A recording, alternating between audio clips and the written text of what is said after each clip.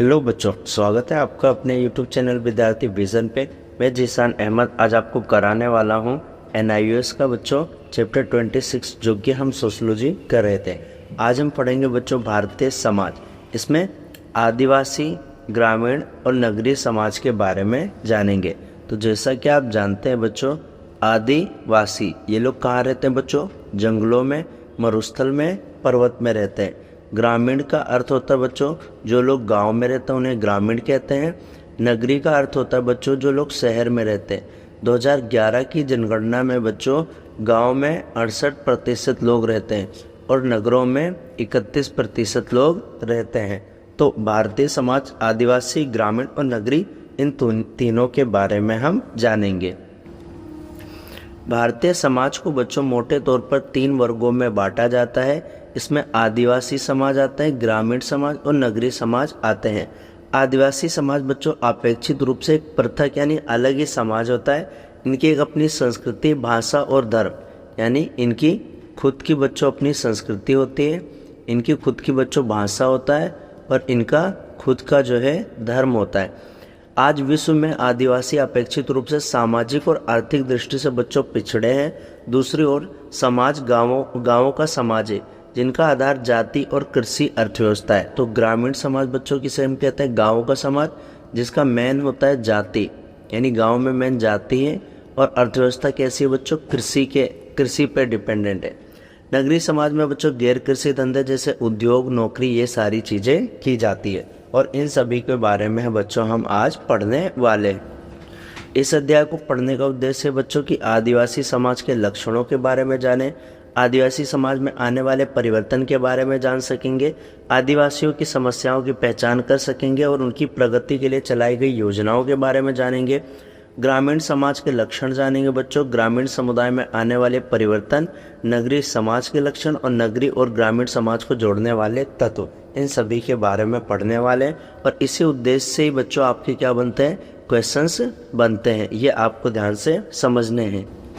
सबसे पहला टॉपिक आएगा बच्चों आपका आदिवासी समाज। तो आदिवासी समाज की परिभाषा बच्चों उस समुदाय से की जाती है जो पहाड़ी यानी पहाड़ी इलाकों में और जंगल के इलाकों में रहते हैं। इनकी अपनी संस्कृति होती है बच्चों, अपना धर्म, अपनी भाषा और अपनी निर्जातीय पहचान रखते हैं बच्चों। इस समूह पर आदिवासी मुखियाओं का राज होता है और मुखिया वंशानुगत होते हैं। यानी आदिवासी समाज में मुखिया कौन होते हैं? जो मुखियाओं का राज चलता है और उनके मुखिया वंशज रूप से होते हैं। आदिवासियों की समूह की भाषा और बोली द्वारा जुड़े हुए होते हैं बच्चों। और आदिवासी बच्चों सामाजिक दृष्टि से अन्य जातियों से भिन्न होती हैं। इनकी परंपराएं, विश्वास, रीति रिवाज होते हैं और ये लोग अपनी निर्जातीयता और क्षेत्रीय एकता के बारे में जागरूक भी होते हैं। यानी आदिवासी जो पिछड़े लोग होते हैं बच्चों वो आदिवासी समाज कहलाता है, जो जंगलों में रहते हैं, है ना। तो और ये बच्चों मूर्ति पूजा नहीं करते, ये अपने पूर्वजों की पूजा किया करते हैं। उसके बाद बच्चों आदिवासी समाज की विशेषताएं प्रश्न पूछ सकता है। तो आदिवासी समाज की उपरोक्त परिभाषा के आधार पर हम निम्न लक्षण बताते हैं कि आदिवासी लोगों का बच्चों अपना खुद का एक भौगोलिक क्षेत्र होता है बच्चों जहाँ पे ये लोग निवास करते हैं। उसके बाद आदिवासी बच्चों जंगल या पहाड़ों में रहते हैं। दूसरे समूह की तुलना में ये पृथक या अर्ध पृथक क्षेत्र में निवास करते हैं। इनकी अपनी संस्कृति, जनरीति, है ना, इनका अपना विश्वास व्यवस्था होता है। आर्थिक दृष्टि से बच्चों ये आत्मनिर्भर होते हैं, यानी ये किसी पे डिपेंड नहीं होते हैं। और बच्चों ये सिर्फ जीविकोपार्जन करते हैं। जीविकोपार्जन का मतलब होता है ये बाजार में बेचने के लिए उत्पादन नहीं करते, ये उतना ही लाते हैं जितना खुद खा सकें। बाजार के लिए अतिरिक्त उत्पादन ये नहीं करते। इनकी तकनीक बच्चों बहुत पुरानी आदिम होती है और इनकी अर्थव्यवस्था मुद्रा पर निर्भर नहीं है, बल्कि आदिवासी लोग बच्चों वस्तु विनिमय करते हैं। वस्तु विनिमय का अर्थ होता है बच्चों वस्तुओं के बदले वस्तु का लेन देन, वस्तु विनिमय। यानी इनका कोई बाजार नहीं लगता, खुद अपना पेट भरने के लिए लाते हैं, खाते हैं बच्चों। भविष्य के बारे में आदिवासी नहीं सोचते। इनकी रुचि वर्तमान की समस्याओं में होती है बच्चों, ना कि भविष्य के बारे में सोचना। इनकी अपनी स्वयं की भाषा होती है। इनकी भाषा की कोई लिपि लेकिन नहीं होती है। भाषा तो है बच्चों लेकिन उसकी कोई लिपि नहीं, यानी उसको लिख हम सकते नहीं है। ये स्वयं की राजनीतिक व्यवस्था होती है इनकी। इनमें ना कोई ऊंचा होता है ना कोई नीचा होता है, सजातीय समुदाय होता है बच्चों। और आदिवासी बच्चों कहाँ रहते हैं? जंगल में रहते हैं। और आदिवासी बच्चों किसी धर्म में बंटे नहीं होते हैं। इनका समाज जो है समानता पर आधारित होता है। स्त्री पुरुष में भी भेदभाव नहीं किया जाता है। इनका कोई लिखित धर्म ग्रंथ भी नहीं होता, जैसे हम लोगों में कुरान, बाइबल है ना, गीता, पुराण, उपनिषद है। इन आदिवासियों का ऐसा कोई लिखित धर्म ग्रंथ नहीं होता है। इसलिए बच्चों आज आदिवासियों को सरल समाज कहा जाता है और हमारे समाज को जटिल समाज कहा जाता है। सामाजिक संबंध बच्चों मुख्य रूप से परिवार और नातेदारी पर भी इनका निर्भर करता है। इनका स्वयं का खुद का धर्म होता है बच्चों। अपनी देवी देवताओं पर विश्वास होता है और ये अपने पूर्वजों की ही पूजा करते हैं। उनका विश्वास बच्चों प्रकृतिवाद में भी होता है। नदी, नाला, सूर्य, चंद्र, जंगल, इन सभी की ये क्या करते हैं बच्चों? पूजा करते हैं। उसके बाद आइए जानते हैं बच्चों हम पाठगत प्रश्न के बारे में कि आदिवासी समुदाय का अधिकार देश में रहते हैं, अधिकतर पहाड़ों में रहते हैं। आदिवासियों की अर्थव्यवस्था देश पर स्थित होती है बच्चों, आदिम होती है। आदिवासियों का धर्म देश होता है, नहीं इनका स्वयं का धर्म होता है। आदिवासियों का स्तरीकरण देश होता है, तो ये थोड़ा सामान्य होता है, यानी गैर बराबरी नहीं होता बच्चों। इनमें सामान्य होता है, यानी बराबरी होता है लगभग। तो ये कुछ पाठगत प्रश्न है जो आपके इम्पोर्टेंट एग्जाम में पूछ सकते हैं बच्चों। उसके बाद बच्चों भारत में आदिवासी समुदाय, तो भारत में लगभग बच्चों 461 आदिवासी समुदाय हैं जो पूरे देश में लगभग फैले हैं। और ये बच्चों 2001 की जनगणना के अनुसार है। 8.6% बच्चों हमारे वहाँ आदिवासी लोग रहते हैं। और आदिवासियों को प्राय बच्चों, जैसा कि मैंने बताया था आपको एक चैप्टर में, अनुसूचित जनजाति के नाम से अब जाने लगा है। इनका वितरण बच्चों 5 क्षेत्रों में ज़्यादा है। एक उत्तर पूर्व सिक्किम और हिमालय में, पश्चिम के क्षेत्र में, मध्य में, दक्षिण में और द्वीपों में रहने वाले समुदाय। एक मुख्य आदिवासियाँ इन 5 क्षेत्रों में निवास करती हैं। साथ ही में बच्चों अगर हम आदिवासियों की संख्या को देखें तो गोंड सबसे अधिक यानी 8 लाख है। अगर पूछे सबसे ज़्यादा गोंड आदिवासी है 8 लाख है बच्चों। इसके बाद भील है 7.5 लाख, संथाल 5 लाख, मीणा 2.2 लाख, ओराव 2 लाख। और इन जातियों में जारवा केवल 50 और ओंज केवल 100 है बच्चों। अंडमान निकोबार में तो केवल 150 और अरंडा केवल 260, यानी बहुत ज़्यादा जनजातियाँ भी हैं, बहुत कम भी हैं।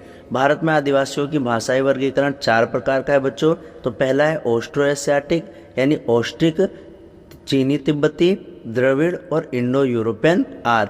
और ये मुख्य आदिवासी कौन कौन सी ये भाषाएं बोली जाती है? तो 4 भाषा परिवार है बच्चों हमारे वहाँ। ऑस्ट्रिक हो गया एक, दूसरा चीनी तिब्बती, तीसरा द्रविड़ और चौथा भारतीय आर्य या इंडो यूरोपियन। तो ये भाषा के हिसाब से भी आपको याद रखना है। सबसे ज़्यादा कौन सी जनजाति है बच्चों? गोंड है जो कि 8 लाख है। उसके बाद में आता है आपसे पूछेगा बच्चों कितना % है 2011 में? तो 8.6% है। और ये बच्चों पाठगत प्रश्न हैं जिनका उत्तर आपको देने हैं ऊपर से पढ़कर। भारत के 5 प्रमुख आदिवासियों के नाम लिखिए। भारत में एक प्रमुख जनजाति के नाम बताइए जो द्रविड़ बोलते हैं। ओरांग कहाँ पाए जाते हैं? पश्चिमी क्षेत्र की 3 जनजातियों के नाम बताइए। उसके बाद बच्चों आता है आदिवासी सामाजिक संरचना और स्तरीकरण।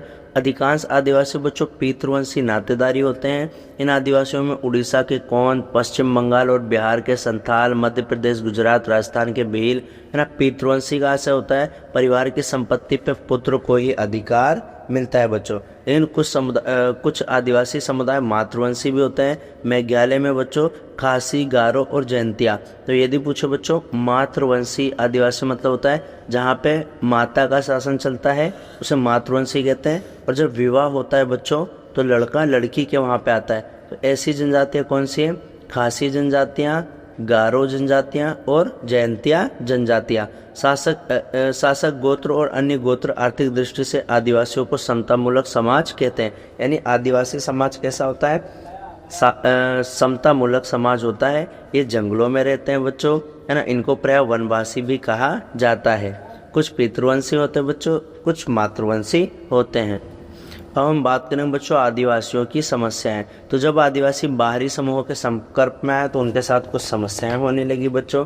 मुस्लिम शासन के आने से पहले आदिवासी सामान्यतः समाज की मुख्य धारा से अलग ही रहते थे। इन मुस्लिम प्रशासन के प्रयास ने राज्य से राजस्व ग्रहण की प्रक्रिया चलाई और मुस्लिम शासकों ने राजस्व तो लिया ही, साथ ही आदिवासियों के रीति रिवाज और परंपराओं में हस्तक्षेप नहीं किया था इन्होंने। ब्रिटिश काल में आदिवासियों का शोषण प्रारंभ हो गया था और मुख्यतः 3 कारण से करा गया था। यानी अंग्रेजों ने, जो अंग्रेज थे ना, उन्होंने आदिवासियों का शोषण किया था 3 वजह से। पहला तो था बच्चों की ब्रिटिश आदिवासियों पर शासन करना चाहते थे। दूसरा, ब्रिटिश आदिवासी क्षेत्र में जो आय के स्रोत है ना, उनसे ले लिया गया सामर्थ्य आय के स्रोत जैसे खनिज संपदा, ये सारी चीज चाहते थे। और दूसरा, आदिवासियों को ईसाई धर्म की शिक्षा वो लोग देते थे, इसलिए उन्होंने क्या किया था, 3 कारणों से आदिवासियों का शोषण किया था। उसके बाद अगला आता है बच्चों सांस्कृतिक संबंध निम्नलिखित कारणों से आदिवासियों के संपर्क में आकर प्रारंभ हुआ था। तो आदिवासी क्षेत्र में खनिज संपदा की प्राप्ति होती थी, यानी अंग्रेजों को क्या मिलता था, खनिज मिलता था, इसलिए वो वहाँ पे आकर्षित हुए। आदिवासी क्षेत्र में प्रशंसकों और मिशनरियों का प्रवेश हो गया था और वो आदिवासियों को बच्चों ईसाई धर्म की शिक्षा देने लगे थे। आदिवासी क्षेत्र में बच्चों दवा दारू करने वाली बाहरी लोगों की उपस्थिति हो गई और आदिवासी क्षेत्रों में आवागमन और संचार के साधन बढ़े, जिनसे बाहरी लोग इस क्षेत्र में के लिए सुविधाएं प्रदान करने लगे। तो ये ध्यान रखना है बच्चों कि क्यों ब्रिटिश लोग आकर्षित हुए थे, खनिज की वजह से, है ना, अपना धर्म प्रचार करने के लिए, तो और संसाधन की प्राप्ति होती थी, इसलिए ये लोग कहाँ पर आ रहे थे बच्चों, जंगल की तरफ आ रहे थे। अब बच्चों इससे सांस्कृतिक संपर्क के कारण कई सारे आदिवासियों को समस्याएं हो गई। सबसे पहली समस्या बच्चों भूमि अलगाव की समस्या। तो भूमि अलगाव की समस्या बच्चों मुद्रा अर्थव्यवस्था के आने के कारण पैदा हुई थी। धन की आवश्यकता पड़ी, लेकिन कमाने का कोई स्रोत उनके पास ही नहीं था। परिणाम स्वरूप उनको अपनी जमीन गिरवी रखनी पड़ गई थी और लोगों ने आदिवासियों का इसीलिए शोषण किया और उनकी जमीन को भी हथिया लिया था बच्चों। बाद में आदिवासियों की ऋणग्रस्तता हो गई, तो आय के साधन का उनके पास अभाव था बच्चों। आदिवासियों की ऋणग्रस्तता बढ़ गई। ऋणग्रस्तता का मतलब होता है कर्ज ले लेकर बच्चों कर्ज जाल में फंस गए, क्योंकि वो मुख्य समाज में आ गए, उनको जीवन बसर करने के लिए पैसे की आवश्यकता थी। महाजन और साहूकारों ने बच्चों ऋण देकर उनको गरीब बना दिया था। महाजन ऊंची ब्याज दर पर उनको ऋण देते थे। आदिवासियों को धन की आवश्यकता पड़ी, इस कारण वे साहूकार के पास जाने लगे। साहूकार को है ना, और इन कारणों से प्रेरित होकर राज्य सरकार ने क्या किया, साहूकार को आदिवासी क्षेत्र में जाने से रोक दिया, क्योंकि साहूकार ऋणग्रस्त था और उनकी खुद की जमीन जा रही थी, भूमि अलगाव हो रहा था बच्चों। उसके बाद है बच्चों अगला बंधुआ मजदूरी। तो ये एक गंभीर समस्या हो गई थी। इसका उद्गम नितांत गरीबी और आय की निरंतर होने वाली कमी के कारण हुआ था। देखा जाए तो बच्चों भूमि अलगाव, ऋणग्रस्तता, बंधुआ मजदूरी, गरीबी, ये सारे आपस में जुड़े हैं। जब धन के अभाव में साहूकार से आदिवासियों ने जमीन गिरवी रखा, तो जब पैसा नहीं दे पाए, कर्जा नहीं चुका पाए, तो साहूकारों ने आदिवासी कर्जा नहीं चुका पाए, तो प्रभाव ये हुआ कि उनसे जानबूझकर बंधुआ मजदूरी कराई गई। उसके बाद बच्चों कृषि का स्थानांतरण था। आदिवासी की बहुत बड़ी समस्या थी कृषि स्थानांतरण, क्योंकि उत्तर पूर्व में मतलब वो बच्चों एक ही जगह रुककर खेती नहीं करते थे। कृषि स्थानांतरण की इस पद्धति को बच्चों झूम खेती के नाम से भी जाना जाता है। साथ ही में बच्चों खाली हुए भूभाग पे अरहर, मक्का, बाजरे, इन सभी की खेती करते थे बच्चों। अशिक्षा था, 5वां पॉइंट अशिक्षा। तो आदिवासियों के विकास में सबसे बड़ी समस्या अशिक्षा है बच्चों। आदिवासी दुर्गम स्थान पर रहते थे, जहाँ पे स्कूल की पढ़ाई नहीं हो पाती थी और वो आर्थिक और कृषि उपार्जन करते थे बच्चों। साथ ही साथ में स्कूल की दूरी, स्कूल भी बहुत दूर होता था, इसलिए वो पढ़ नहीं पाए। तभी से सरकार ने बच्चों ठान लिया कि हर एक क्षेत्र से बच्चों स्कूल सिर्फ और सिर्फ 1 किलोमीटर की दूरी पर बनाया जाएगा। अगला स्वास्थ्य और पोषण की भी समस्या है बच्चों, कि उनके पास स्वास्थ्य सुविधाओं का अभाव है। कई सारी बीमारियां फैल जाती थी, मलेरिया और पीलिया, जिसके इलाज संभव नहीं हो पाता था, इसके लिए उनकी मृत्यु तक हो जाती थी। लेकिन बच्चों अब सरकार ने इन बीमारियों के इलाज के लिए प्रत्येक गांव में स्वास्थ्य केंद्र खोलने के प्रयास किए हैं। आइए बच्चों कुछ पाठगत प्रश्न के बारे में हम जानते हैं। आदिवासी में भूमि अलगाव का मुख्य कारण क्या था बच्चों? क्योंकि मुद्रा संबंधी अर्थव्यवस्था शुरू हो गया था। कृषि का स्थानांतरण का अर्थ क्या होता है? तो कृषि स्थानांतरण को हम झूम खेती भी कहते हैं बच्चों, यानी एक जगह से दूसरी जगह जा जाकर करते थे और ये भूमि के एक टुकड़ों को क्या करते थे, साफ कर लेते थे, उसमें खेती करते थे और खेती करने के बाद उसमें आग लगाकर राख को उसी में मिला देते थे। इसी को बच्चों कर्तन और दहन प्रणाली भी कहते हैं। आदिवासी की औपचारिक शिक्षा में रुचि कम क्यों थी? क्योंकि जो पाठ्यक्रम था और पढ़ने का समय था उनके अनुकूल नहीं था आदिवासियों के, इसलिए उनको औपचारिक शिक्षा में कम रुचि थी। आदिवासियों में बंधुआ मजदूरी का क्या कारण था बच्चों? क्योंकि उनके पास धन का अभाव था। अगला महत्वपूर्ण टॉपिक है बच्चों आपका ग्रामीण समाज। तो ग्रामीण समाज बच्चों मुख्यतः कृषि पर डिपेंड होता है और भूमि पर डिपेंड होता है। ग्रामीण समाज बच्चों कृषक समाज पाया जाता है और वहाँ के लोग प्राथमिक क्रिया करते हैं ज़्यादातर। ग्रामीण समाज बच्चों आज भी कृषक समाज है और यहाँ पे 68% जनसंख्या निवास करती है। आज भी बच्चों भारत को गाँवों का देश कहते हैं। तो ग्रामीण समाज से आसे उस समाज से बच्चों जो गांव में रहता है और प्राकृतिक पर्यावरण पर डिपेंड होते हैं। ये लोग पूर्णतः पूरी तरीके से प्रकृति पर डिपेंड रहते हैं, उसकी पूजा करते हैं, उसको छेड़छाड़ नहीं करते हैं। यहाँ पे मुख्यतः कृषि और खेती और उससे जुड़ी गतिविधि में लोग लगे होते हैं। गांव में बच्चों जो जनसंख्या का घनत्व होता है, जमाव होता है, बहुत कम होता है क्योंकि कम लोग रहते हैं, दूर दूर फैले हुए होते हैं। ऐसा होने पर भी समाज में आज के दृष्टिकोण में सामाजिक आर्थिक विकास न्यूनतम होता है, यानी वहाँ पे आर्थिक गतिविधियाँ जो होती है, विकास जो होता है बहुत कम होता है।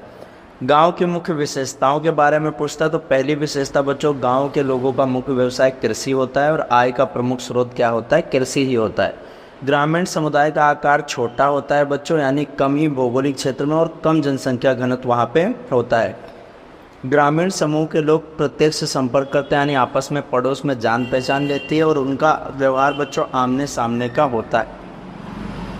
साथ ही में बच्चों उनकी सामाजिक संरचना नातेदारी और परिवार के सदस्यों पर भी निर्भर करती है। ग्रामीण समाज सामान्यतः बच्चों संयुक्त परिवार में रहते हैं जिसमें एक ही छत के नीचे लोग रहते हैं, एक ही चूल्हे से पके हुए खाना खाते हैं बच्चों, है ना, और नातेदारी बंधनों के द्वारा जुड़े होते हैं। तो ये बात ध्यान रखें। और एक घर का मुखिया होता है बच्चों, वही सर्वोपरि होती है, उसकी बात सभी को मानना पड़ता है। ग्रामीण समुदाय के लोग कर्मकांड और रीति रिवाज में ज़्यादा मान्यता रखते हैं। ग्रामीण समुदाय में बच्चों पारस्परिक सहयोग और समूह की निकटता अधिक होती है। ग्रामीण समाज की संस्कृति लोक संस्कृति के नाम से जानी जाती है, यानी गांव की संस्कृति को बच्चों प्रायः लोक संस्कृति भी कहते हैं। तो गांव की विशेषता भी पूछ सकता है और आज भी हमारे वहाँ 68% लोग गाँव में रहते हैं बच्चों, यानी भारत को गाँवों का देश कहा जाता है। और भी कुछ विशेषताएं बच्चों, तो परंपरागत रूप से ग्रामीण अर्थव्यवस्था कृषि की अर्थव्यवस्था होती है बच्चों। भारत की गाँवों का बहुत बड़ा आकार कृषि व्यवस्था पर डिपेंड है ना। तो ये भी ध्यान रखना, गांव पवित्र और अपवित्र की अवधारणा पे भी काम करता है। जैसे ब्राह्मण लोग ग्रामीण सामाजिक संरचना में ऊंचा स्थान देते हैं, इसलिए वो पवित्र कहलाते हैं, लेकिन जो अछूत काम करते हैं उन्हें अपवित्र कहते हैं। ग्रामीण समाज में आधुनिक जीवन पद्धति और विचारधारा बच्चों नहीं अपनाया जाता है। ग्रामीण क्षेत्रों में विचलित व्यवहार बड़ी संख्या में लिया जाता है। कृषि की आधुनिक तकनीक का भी गाँव में अभी मजबूती से अपनाया नहीं गया है। तो ये ग्रामीण समाज होते हैं बच्चों। और ग्रामीण समाज के बच्चों मैंने आपको 13 विशेषताएं बता दी हैं। आपको जो भी 5, 6, 7, 8 याद करनी है आप याद कर सकते हैं। आपके महत्वपूर्ण प्रश्न आते हैं बच्चों कि ग्रामीण क्षेत्रों में डेस व्यवसाय की प्रधानता होती है तो कृषि की। गांव में डेस घनत्व होता है बच्चों, गांव में निम्न जनसंख्या घनत्व होता है, यानी गाँवों में कम लोग रहते हैं, यानी दूर दूर फैले रहते हैं। अगला बच्चों ग्रामीण अर्थव्यवस्था डेस होती है तो आदिम होती है और भारतीय गाँवों में डेस व्यवस्था होती है, जाति व्यवस्था मेन होती है। मैंने बताया था बच्चों जाति किसे कहते हैं? जाति जो जन्म से मिले और मरने के बाद भी ना खत्म हो, उसे हम जाति कहते हैं। जाति को इंग्लिश में बच्चों कास्ट कहते हैं और ये पुर्तगाली शब्द कास्टा से आया है। पर इसके 2 मतलब होते हैं बच्चों, एक होता है जाति और एक होता है वर्ण। तो ये आपको ध्यान रखना है। वर्ण का शाब्दिक अर्थ क्या होता है बच्चों? रंग होता है। अगला बच्चों भारतीय ग्रामीण समुदाय एक सामाजिक इकाई के रूप में, तो भारत के गांव को बच्चों छोटे छोटे गणतंत्र की संज्ञा दी जाती है, यानी वो खुद अपना शासन चला सकते हैं। ग्रामीण लोगों की जो आवश्यकताएं हैं वो गांव के लोग ही पूरा कर देते हैं, है ना। अपने अस्तित्व के लिए वो बाहर के लोगों पर बच्चों निर्भर नहीं रहते हैं। इन अंग्रेजों का ऐसा मान्यता था कि भारतीय समाजशास्त्रों ने गाँव के वैज्ञानिक अध्ययन के बाद मतलब गलत बातें बताई। उन्होंने हरियाणा का एक अध्ययन किया था जिसमें सिद्ध किया कि 300 गांव हैं जो आपस में विवाह के द्वारा जुड़े हुए हैं और वो नमक, मीठा तेल, औजार, कपड़ा, जवाहरात, गांव में हर चीज़ें पैदा नहीं होती, तो प्रत्येक गांव सभी प्रकार की सेवा उपलब्ध नहीं होती। अतीत में गांव अलग अलग राज्यों के अंग थे बच्चों। इसके अलावा गांव के लोग संपूर्ण तीर्थयात्री की तरह पीछे चले जाते हैं, मतलब जाते हैं दूसरी जगह। उदाहरण के लिए चार धाम हो गया, गांव को दुनिया के साथ जोड़ देती है। इसलिए यह नहीं कह सकते कि गांव पृथक है, वास्तव में भी विशाल समाज के अंग है, ऐसा अंग्रेजों ने कहा था। बल्कि वास्तव में क्या है, गांव अपनी स्वतंत्र इकाई के रूप में अस्तित्व में रहते हैं, वो अपनी आवश्यकताओं की पूर्ति खुद ही कर लेते हैं। अब आता है बच्चों कि ग्रामीण समाज में परिवर्तन कैसे हुआ। तो 1952 में बच्चों सामुदायिक विकास कार्यक्रम आया था गांव के सर्वांगीण विकास के लिए। इस कार्यक्रम का उद्देश्य था गांव का विकास करना, और विकास बाद में चलकर 1959 में बच्चों इसी के तहत राजस्थान में बच्चों पंचायती राज व्यवस्था लागू की गई। इस व्यवस्था के अंतर्गत बच्चों आपको पता है कि गांवों को भी बहुत सारे अधिकार दे दिए गए थे। बाद में बच्चों सामुदायिक विकास कार्यक्रम का नाम बदलकर एकीकृत ग्रामीण विकास कार्यक्रम रखा गया 1979 में। धीरे धीरे बच्चों ग्रामीण क्षेत्रों में शहर का प्रभाव पड़ने लगा और शहर ने भी गांव के कुछ लक्षणों को अपना लिया। अगर पूछे बच्चों, शहर और गांव ये दोनों परस्पर बच्चों भिन्न और एक दूसरे के विपरीत हैं, पर इन दोनों में बच्चों अंतर क्रियात्मक संबंध पाया जाता है। यानी शहर के लोग गांव पर डिपेंड होते हैं, गांव के लोग शहर पर डिपेंड होते हैं। गांव जो है बच्चों फल फ्रूट, दूध, साग सब्जी है ना, कच्चा माल, ये सब शहर को सप्लाई करता है बच्चों। और शहर वाले लोग गांव को बच्चों बने बनाए सामान की सप्लाई करते हैं। और ये दोनों आपस में बच्चों परिवहन यानी सड़क तंत्र, रेलवे, मेट्रो के जरिए जुड़े हुए होते हैं। तो गांव और शहर का इसी को बच्चों गांव और शहर का निरंतर ये कहते हैं, यानी ये दोनों एक दूसरे से पारस्परिक संबंधित होते हैं। ग्रामीण क्षेत्र में बच्चों वस्तु विनिमय को छोड़कर नगद बाजार व्यवस्था की ओर बढ़ रहा है। पहले गांव में बच्चों वस्तु विनिमय था। वस्तु विनिमय अर्थात वस्तुओं के बदले वस्तुओं की लेन देन को क्या कहते हैं, वस्तु विनिमय। लेकिन आज गांव नगद व्यवस्था की ओर बढ़ रहा है। अब बच्चों गांव के बाद हम जस्ट नगरीय समाज पे आएंगे। तो गांव का जस्ट उल्टा होता है बच्चों हमारा नगरीय समाज। नगर का समाज गांव से विपरीत होता है। नगर में बच्चों 31% लोग रहते हैं। नगरीय समाज में कस्बे, शहर और महानगर आते हैं। नगरीय समाज में जनसंख्या घनत्व बच्चों अधिक होता है और ज़्यादातर लोग यहाँ काम धंधों में लगे रहते हैं। यहाँ के लोग कृषि और पशुपालन नहीं करते, बल्कि गैर कृषि कार्य में यहाँ के लोग बच्चों लगे होते हैं। और वहाँ पे बच्चों हमने गांव की विशेषताएं पढ़ी थी। आपसे पूछ लेगा प्रश्न कि नगर की विशेषताएं बताओ। तो नगर शहर और कस्बों के क्षेत्रों की अपेक्षा यहाँ पे अधिक जनसंख्या रहती है।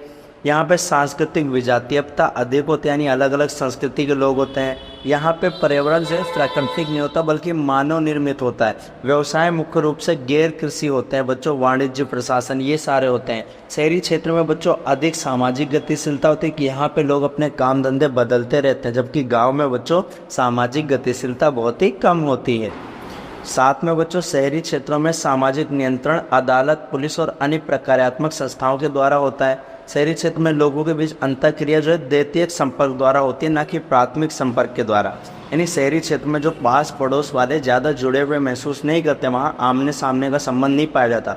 शहरी क्षेत्र को लोग शहरी जिंदगी में बिताते हैं, अर्थात लोग औपचारिक अंतःक्रिया करते हैं, गैर नातेदारी संबंध होता है और वो सांस्कृतिक दिखावा करते हैं बच्चों। शहरी आर्थिक संगठन बाजार, मौद्रिक अर्थव्यवस्था पर निर्भर करता है। नगरीय सुविधाएं जैसे सड़क, बिजली, पानी, संचार, बाग, होटल, सिनेमा, ये सारे चीज़ें शहर में पाए जाते हैं, है ना। शहरी समाज की विशेषता है गुमनामी की ज़िंदगी। एक आता है बच्चों नगरीकरण का एक फ़ायदा और है कि हम गुमनामी की ज़िंदगी जी सकते हैं। और ज़्यादातर बच्चों SC और ST यानी दलितों को नगरीकरण करने का फ़ायदा मिला है। या नीची जाति या कोई भी हो बच्चों, अगर उनको रोज़गार नहीं मिल रहा है तो शहर में नीचा समझा जाने वाला भी काम वो आसानी से कर सकते हैं, इसलिए यहाँ पे गुमनामी की ज़िंदगी भी जी सकते हैं। अब बच्चों कुछ पाठगत महत्वपूर्ण प्रश्न हैं। शहरी समाज में बच्चों अधिकतर लोगों का धंधा जो है गैर कृषि कार्य करते हैं। शहरी समाज का महत्वपूर्ण लक्षण क्या होता है, गुमनामी की ज़िंदगी जीते हैं। नगरीय समाज की अर्थव्यवस्था बच्चों मौद्रिक होती है और शहरी क्षेत्रों में लोगों की सांस्कृतिक जो है बहुलता पाया जाता है, यानी अलग अलग संस्कृति के लोग पाए जाते हैं। अब आता है बच्चों भारत में नगरीय समुदाय क्या है। तो शहरी क्षेत्र वह है जिसमें प्रशासन की कोई इकाई जैसे कि नगर पालिका, महानगर, छावनी होता है। एक ऐसा शहर क्षेत्र के अलावा जिसमें 10,000 से अधिक जनसंख्या रहते हैं, जहाँ 75% लोग बच्चों गैर कृषि कार्य करते हैं, यानी खेती के अलावा। और वहाँ जनसंख्या घन तो बच्चों 1000 व्यक्ति होता है, तो उसे हम शहर कहते हैं बच्चों। जनसंख्या के आधार पर भी शहर बटे हुए होते हैं, जैसे महानगर उसे कहते हैं, जिसकी जनसंख्या बच्चों 10 लाख से ज़्यादा होती है। पहली श्रेणी के नगर बच्चों 1 लाख से ज़्यादा जनसंख्या, दूसरी श्रेणी में 50,000, तीसरी श्रेणी में 20,000, चौथी श्रेणी में 10,000 से ज़्यादा जनसंख्या होती है। तो नगरों को भी बच्चों हमने कई प्रकार में बांट रखा है। जैसे महानगर उसी को कहते हैं जिसकी 10 लाख से ज़्यादा जनसंख्या होती है। नगर में बच्चों अधिक जनसंख्या से कुछ समस्याएं भी होती हैं, जैसे यहाँ भीड़ भाड़ होता है, ट्रैफिक जाम की समस्या होती है बच्चों, गंदी बस्तियाँ होती है, अपराध होने लगता है, पानी अच्छा नहीं आता, गंदा पानी आता है, बिजली की समस्या होती है बच्चों, है ना। लोग तनाव में रहते हैं बच्चों, काम कर यहाँ पे लोग गुमनामी ज़िंदगी जिताते, कोई उनसे बात करने वाला नहीं होता है। यहाँ के लोग बच्चों मानसिक रूप से अस्वस्थ होते हैं। शहर में बेरोजगारी ज़्यादा होती है, जिससे लोग गलत काम की ओर आकर्षित होते हैं बच्चों, है ना। गाँव जब शहर में रोजगार नहीं मिलता तो बच्चों गाँव से आदमी शहर में धकेल दिया जाता है, तब ये स्थिति और भी ज़्यादा निराशाजनक हो जाती है ना। धकेलने वाली स्थिति का मतलब होता है कि बच्चों गांव में रोजगार न होने से बेरोजगारी की अवस्था ग्रामवासियों की नौकरियों की तलाश में शहर की ओर धकेल दिया जाता है बच्चों, तो ये भी ध्यान रखना। और इससे यहाँ पे बोझ बन जाता है, गंदी बस्तियों में लोग रहते हैं क्योंकि किराया अफोर्ड नहीं कर पाते। तो ये आपके बच्चों कुछ नगरीय समस्याएं थी। और गांव में बच्चों विस्थापित होने पर लोगों को शहरों में रहने के लिए सम्मानजनक आवास उपलब्ध नहीं हो पाता, तो गंदी बस्तियों में अर्थात स्लम के रूप में धारण कर लेते हैं और कालांतर में ये बस्तियां बंद कर दी जाती है सरकार के द्वारा, जिससे अपराध की संख्या भी बहुत ज़्यादा ऊंची हो जाती है, बेरोजगारी बढ़ती है ना। जनसंख्या सघनता के कारण ये सभी चीज़ें होता है। और उसके बाद बच्चों आपके कुछ महत्वपूर्ण प्रश्न आएंगे। महत्वपूर्ण प्रश्न इसमें से आएगा बच्चों कि आदिवासी समाज को सरल और भोले समाज क्यों कहा जाता है। तो मैंने बताया था कि कुछ ज़्यादा जटिलताओं में बटे हुए नहीं होते हैं। भारत के प्रमुख आदिवासी समस्याओं का वर्णन कीजिए। भूमि अलगाव, ऋण ग्रस्तता, ये पॉइंट्स मैंने लिखा रखे बच्चों। अगर आपने पॉइंट्स, आपने क्या करना है, पॉइंट्स ही याद करने हैं। एक बार पॉइंट्स याद कर लिया तो आप उसको अच्छे से एक्सप्लेन कर सकते हैं। भारत की नगरीय क्षेत्र में प्रमुख मानदंड क्या क्या हैं, स्वतंत्रता प्राप्ति के बाद भारत के ग्रामीण समाज में क्या क्या परिवर्तन हुए, और भारत की नगरीय समस्याएं। तो ये बहुत ही आसान है बच्चों। और कुछ बच्चे पूछ रहे थे सर आप पीछे से चैप्टर करा रहे हैं, तो जी हाँ, मैं मॉड्यूल लास्ट का जो मॉड्यूल है ना, जो 30 नंबर के आएंगे आपके, और बहुत ही आसान है, मैं उनका बेस बना रहा हूँ। और 30 में से बच्चों कम से कम 29 नंबर हमें इसमें से लेकर आने हैं इस मॉड्यूल से, है ना। तो ये था बच्चों आपका चैप्टर। अगर आपको वीडियो पसंद आई तो आप हमारे चैनल को सब्सक्राइब करना। हमारे कंटेंट पे भरोसा है तो सब्सक्राइब करना बच्चों। वीडियो पसंद आए और अच्छी लगे तो हमारे वीडियो को लाइक करना बच्चों, और साथ ही साथ में कमेंट भी करना यदि आपको कुछ डाउट है या कुछ आपसे हमारी डिमांड है, या आपकी डिमांड है हम कैसी वीडियो बनाएं, किस सब्जेक्ट पे बनाएं, तो आप हमें कमेंट कर बता सकते हैं। ज्योग्राफी वाले बच्चों के लिए बच्चों मैं बोल सकता हूं कि ज्योग्राफी की सीरीज़ बच्चों जल्दी आएगी। आपका एग्ज़ाम बच्चों 4 मई को सोशियोलॉजी का है, तो उस पर फोकस करो। उसके बाद मैं ज्योग्राफी का भी लेकर आऊँगा। मिलेंगे बच्चों नेक्स्ट वीडियो में। जय हिंद बच्चों।